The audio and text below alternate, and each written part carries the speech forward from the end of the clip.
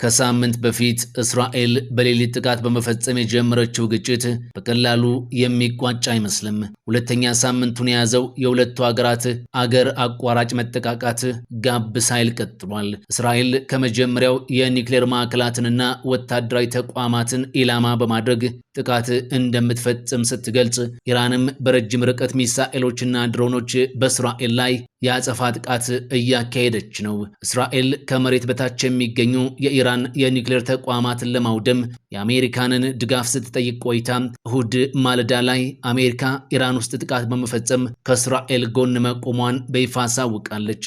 አሁን ቀጥሎ የሚከሰተው ከመካከለኛው ምስራቅና ከባህረ ሰላጤው ባሻገር ከፍተኛ ተጽዕኖ የሚኖረው ቀውስስ ምን ሊያስከትል ይችላል የሚለውን ለማወቅ ዓለም በስጋት ጉዳዩን እየተከታተለ ነው። ይህ እየተጠናከረና መልኩን እየቀየረ የመጣው የእስራኤል ኢራን ግጭት ሰኔ 6 ሲጀምር የእስራኤል የስለላ ተቋማት ሞሳድ ሚናው ምን ነበር? ከጥቃቱ በፊትስ ኢራን ውስጥ ምን ሲያደርግ ነበር የሚለውን ቀጥለን እንመልከት።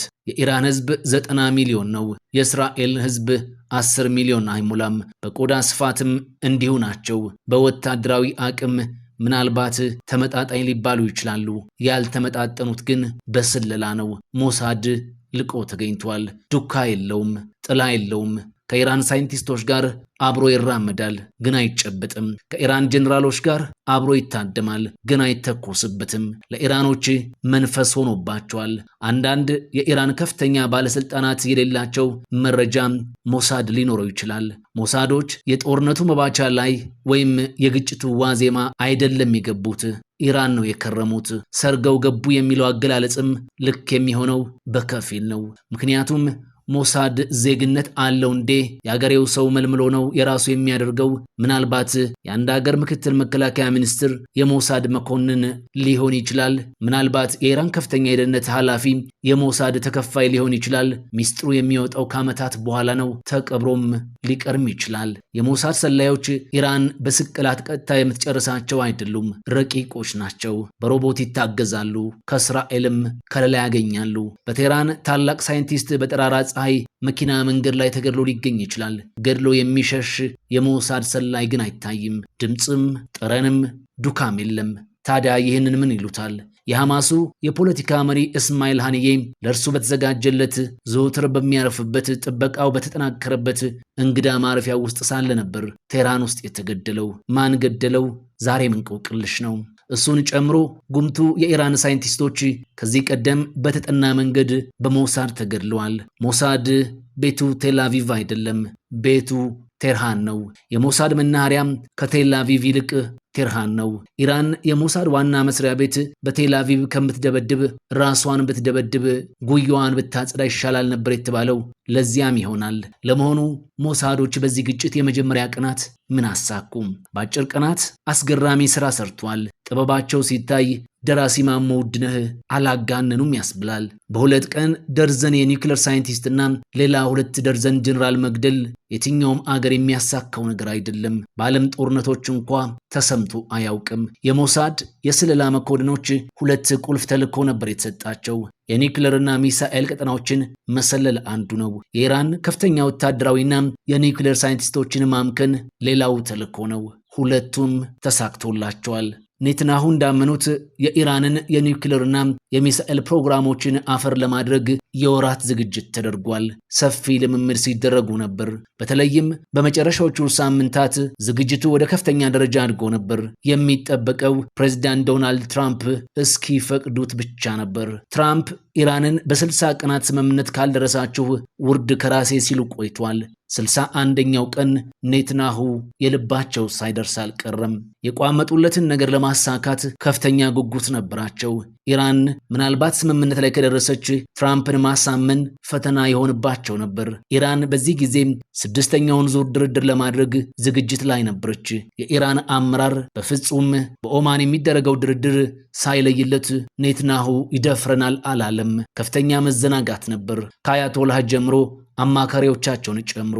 ትንሽ ድንጋጤ የገባቸው አሜሪካ ከባህሬንና ከኩዌት የዲፕሎማት ቤተሰቦችን ማስወጣት ስትጀምር ነው።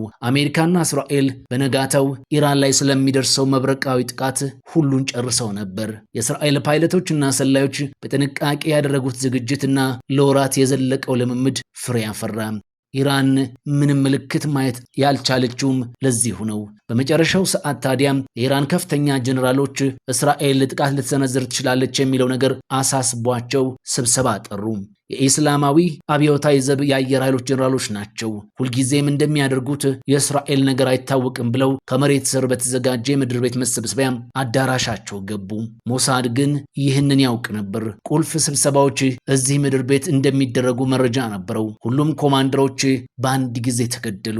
የአየርና የድሮን ስምሪት ዋና አዛዥም ይገኙበታል። አንድ የኢራን ከፍተኛ መኮንን ለቢቢሲ ሲናገሩ ሁሉም በአንድ የመገደላቸው ኢራን ፈጥኖ ምላሽ ለመስጠት አልቻለችም። ትዕዛዝ ማን ይስጥ? የእዝ ሰንሰለቱ ከላይ ተቀነጠሰ ብለዋል።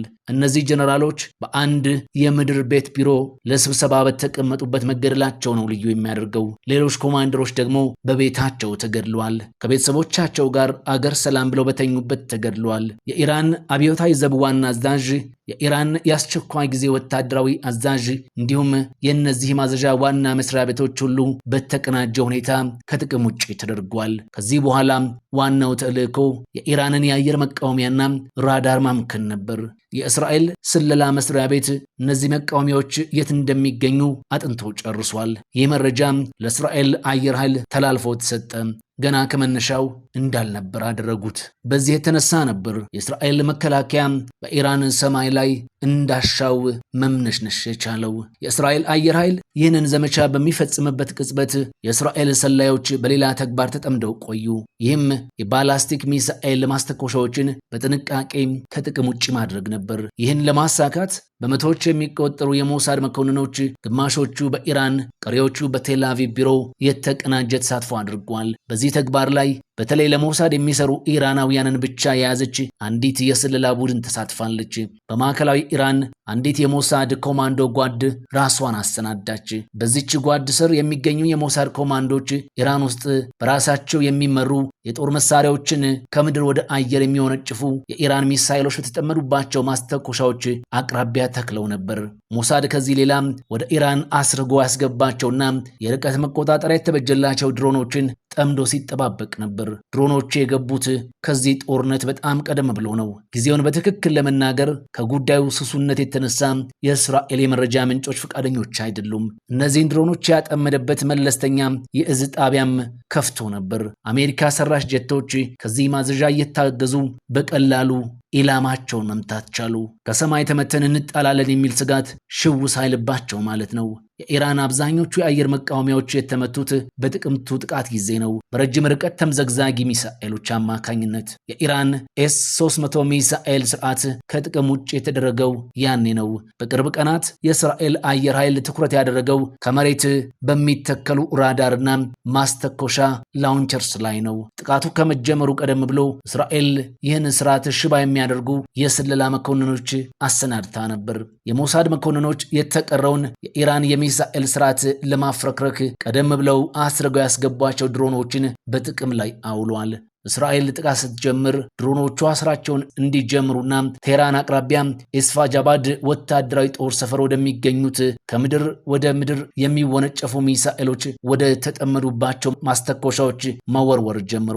በዚህ ጥቃትም ድሮኖቹ የኢራን ባላስቲክ ሚሳኤሎች ወደ እስራኤል ከመተኮሳቸው በፊት ሊያወድሟቸው ችሏል። የእስራኤል መከላከያ ዝግጅት ያደረገው የከፋ ነገር ከኢራን ይገጥመኛል ብሎ ነው። ምናልባት ኢራን ከ300 እስከ 500 ባላስቲክ ሚሳኤሎችን ልትተኩስ ትችላለች በሚል ነው ስሌቱ የተሰራው። ይህን አድርጋ ቢሆን ኢራን በእስራኤል ላይ ተሰምቶ የማይታወቅ ጉዳት ታደርስ ነበር። የሆነው ግን በተቃራኒው ነው። ኢራን በፍጥነት ምላሽ ለመስጠት አቅም አጣች። በብዙ ጥረትና መደናበር ያውም ከሰዓታት በኋላ 100 ድሮኖችን ወደ እስራኤል ተኮሰች። በቀላሉ ተመከቱ። ከመጀመሪያው ጥቃት በኋላም የእስራኤል ጦር የኢራን ባላስቲክ ሚሳኤሎችን መደብደቡን ቀጠለበት። ይህም ኢራን አገግማ ጥቃት እንዳትሰነዝር አቅሟን ለማሽመድመድ ነበር። በርካታ ማስተኮሻዎች፣ ከምድር ወደ ምድር ተምዘግዛጊ ሚሳኤሎች ማከማቻዎች፣ ተጨማሪ ወታደራዊ ቁሳቁሶች አውድመናል። በምዕራብ ኢራን አንድ የተለየ ማስተኮሻ በኮንቴይነር ውስጥ ተደብቆ አግኝተን አውድመናል ብሏል የእስራኤል መከላከያ በሰጠው መግለጫው ላይ። የኢራኑ ጠቅላይ መሪ አያቶላህ አሊ ሆሚኒ እስራኤል ዋጋዋን ታገኛለች ብለው ለበቀል ዝተዋል። ኢራን በእስራኤል ጥቃት ከተከፈተባት ዕለት አንስቶ በእስራኤል ላይ የአጸፋ ጥቃት እየፈጸመች ሲሆን አሁን ደግሞ አሜሪካ በጥቃት ውስጥ መሳተፏ አገሪቱ መረር ወዳለ እርምጃ እንድትገባ ሊገፋት ይችላልም ተብሎ ተሰግቷል።